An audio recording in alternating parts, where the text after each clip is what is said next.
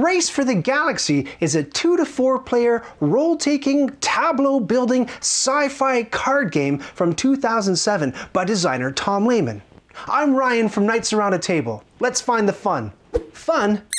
Your cards are your money. Back when I first started buying board games, every single card game seemed to have some sort of gimmick to sell it. So Bonanza had a gimmick where you weren't able to rearrange your cards once you picked up your hand. And Hanabi had a gimmick where you actually flipped your cards around and you weren't able to look at them. You only had to look at the back of your cards and look at the front of everybody else's cards. So Race for the Galaxy seemed like another game that had one of these gimmicks, but it works so well. It's really exciting to get your hand and crushing to then realize you can't build everything in it. You're gonna have to make some sacrifices. You're gonna have to kill your babies, as they say. So are these cards going to be fodder or cash to build the things you really wanna buy? Do you lead off with cheap things or do you go save up for expensive things? It leads to some really challenging decision making that'll put a smile on your face. Not fun. The iconography and learning the game in general. Race for the Galaxy is almost a game that doesn't want you to learn it. I remember getting the game many years ago for my birthday. A friend of mine heard it was a great game, so we all sat down to play it for the first time.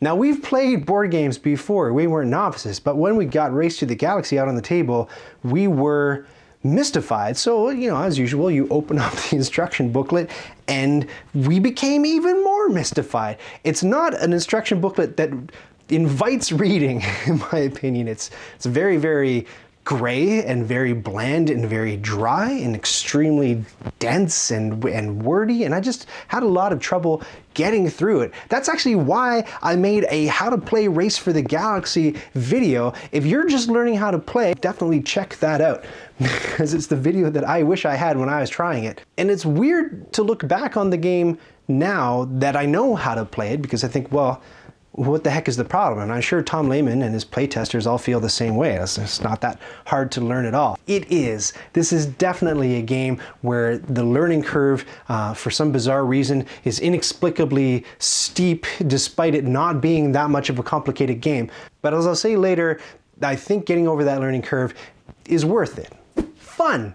Role-taking. I was first introduced to role-taking probably around Citadels or Puerto Rico. Role-taking games are ones where there are a series of roles or positions that you can assume, and they give you benefits and perks, and there's a limited supply, and everyone takes turns choosing one. Now, Race for the Galaxy does this a little bit differently than something like Puerto Rico. What it does is there are a series of roles that you can take, and everybody can take the same role at the same time if they want to. It's sort of like a secret ballot thing. And that leads not to people stepping on each other's toes, but what you want is for a certain role to be called so that you can do the thing, but you also want another role to be called. So do you call role A hoping that another player will choose role B and you'll get to do that thing as well? Or do you choose role B because role A isn't all that important? It's almost like, I don't want to say it's like a social deduction game, but you almost have to get in the heads of the other players and sort of figure out which role they're going to choose and how you can springboard off of that to benefit yourself the most.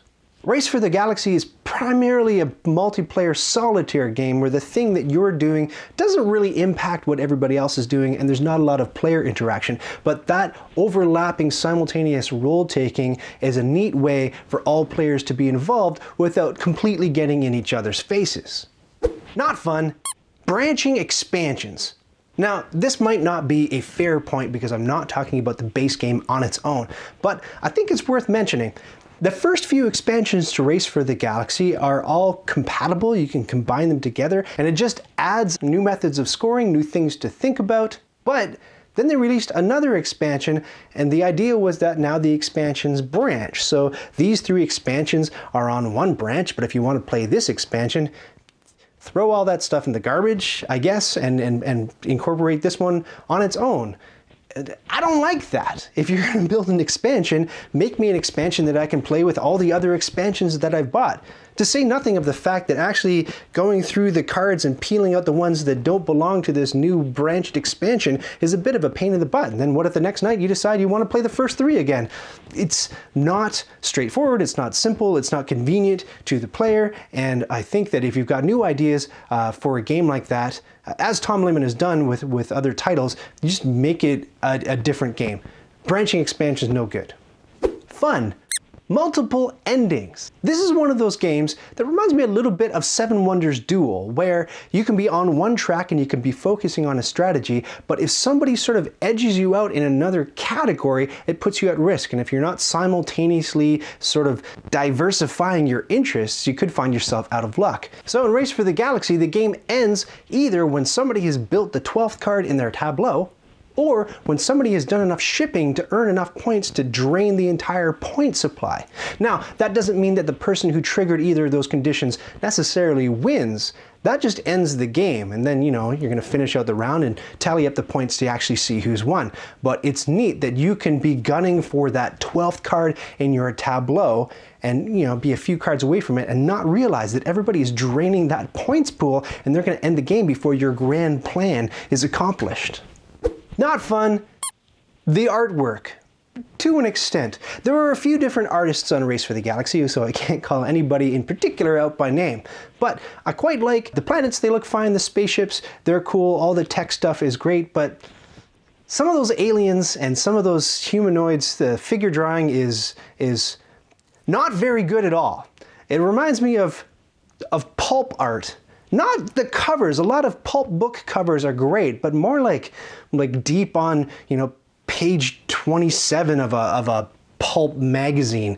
Just, it's somebody who might need to spend a little bit more time in the life drawing room to figure out, you know, what humans actually look like. Fun. It's a game that matures as you do. I feel that Race for the Galaxy is a game that grows with you. The more you play it, the better you get, and the more it gives to you. So when you're first starting out to play, like I said, the symbology gets a little bit confusing and you could have a few bumps, a few rocky starts. And then as you play more and more, you start really getting the hang of it and you start learning the deck a little bit better. And then at higher level play, you know everything that's in the deck, and so that you can use more of those explore +5 actions to start digging through the deck and really fishing out the cards that you need to build your engine and complete your strategy. It's definitely something that, like fine wine or me, get better with age. Not fun.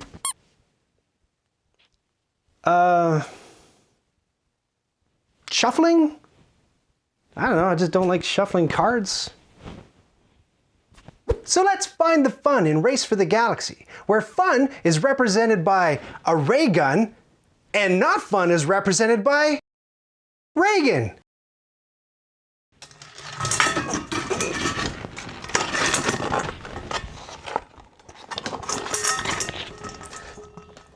Race for the Galaxy is fun. It's fun in the way that riding a bike is eventually fun. At first, it's not fun at all to keep falling off and have to wear a helmet and knee pads and have to have training wheels and your parents pushing you the entire time. You feel like a big dork. But eventually, those training wheels come off, you're riding with confidence, and you're undeniably having fun. And then later, you're in the Tour de France. In the hobbyist board game space, we've got something called Cult of the New, where everyone's just salivating over the next big game to come in. But I think we should really pay attention to the games that people constantly name their favorite game of all time, games that go back maybe 10, 15 years. And Race for the Galaxy is absolutely one of those games. I hear all the time from people how much they enjoy this game. I really love this game too. And for a game to be talked about now going on 12 years in a hobby that's all about what's shiny and on Kickstarter, I think is a pretty great achievement. Race for the Galaxy is definitely worth your time to check out. It's definitely worth your time to learn. Let me help you if you're having a bit of a roadblock. We'll get those training wheels off together. Definitely check out Race for the Galaxy.